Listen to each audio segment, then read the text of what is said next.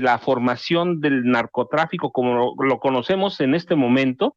Él es parte de eso. ¿Con quién? Con Joaquín El Chapo Guzmán.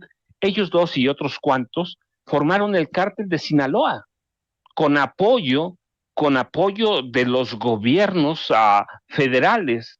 Es un tipo que tiene una historia muy particular, porque fíjate que en algún momento, cuando se estaba formando, con el Chapo Guzmán le robó 300 toneladas de cocaína a Miguel Ángel Félix Gallardo. Se la robaron abiertamente.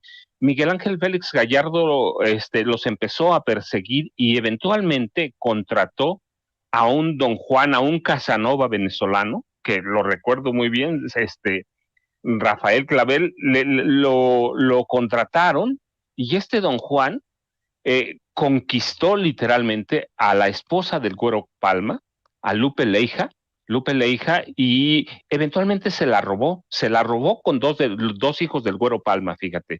Se la llevó a California. En California vaciaron una de las cuentas del Güero Palma, le robaron $2 millones.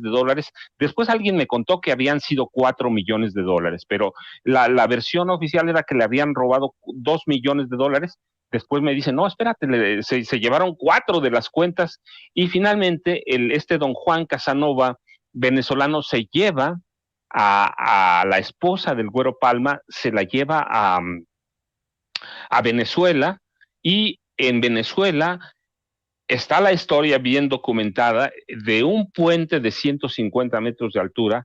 Aquel Casanova tiró a los dos hijos, a un niño y una niña de Héctor El Güero Palma. Después regresan y asesinan a Lupe Leija, la esposa del Güero Palma, la asesinan, la descuartizan y terminan mandándole la cabeza en una caja, la cabeza de su esposa al Güero Palma, y empieza una guerra, y entonces se pierde aquel pacto de civilidad que tenían los narcos mexicanos, como otros en otros países, de no atacar a las familias. Y Héctor El Güero Palma empieza una campaña salvaje de persecución a, a Miguel Ángel Félix Gallardo y a su familia, ¿sí? Que eran los Arellano Félix de Tijuana. Empieza una guerra virulenta y cruel, y a él se le han documentado cualquier cantidad de matanzas. Posteriormente, hay evidencias bien sólidas de que cuando el presidente Carlos Salinas de Gortari iba a algunos lugares de Sinaloa, se hospedaba en casas o en residencias de gente cercana a Héctor El Güero Palma. ¿Para qué? Y lo decían, la versiones son extraoficiales, porque se sentía más seguro, se sentía protegido en ese momento el presidente Carlos Salinas, de hospedarse en residencias cercanas y protegidas por El Güero Palma. Y cuando en 1995 lo capturan, fue por accidente.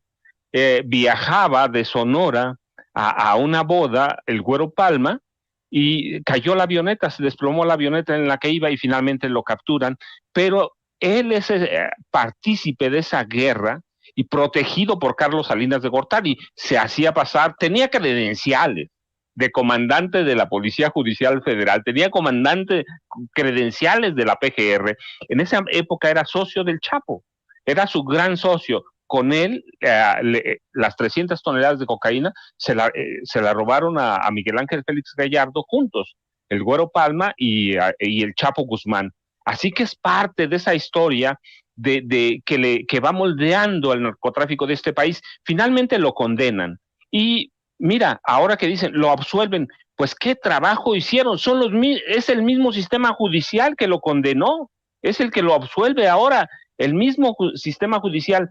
Si pasó eso, verdaderamente es una muestra de todo lo podrido que está el sistema judicial federal, todo el poder judicial federal, porque no estamos diciendo que es un poder judicial que impuso el presidente Andrés Manuel López Obrador, es el mismo, son capaces los jueces, magistrados y los ministros de la Suprema Corte de Justicia de la Nación de liberar de liberar a un capo como Héctor El Güero Palma? Sí, sí, esta Suprema Corte es capaz. Recuerda, poco antes de que terminara el sexenio de Enrique Peña Nieto, ordenaron liberar a Rafael Caro Quintero en una madrugada.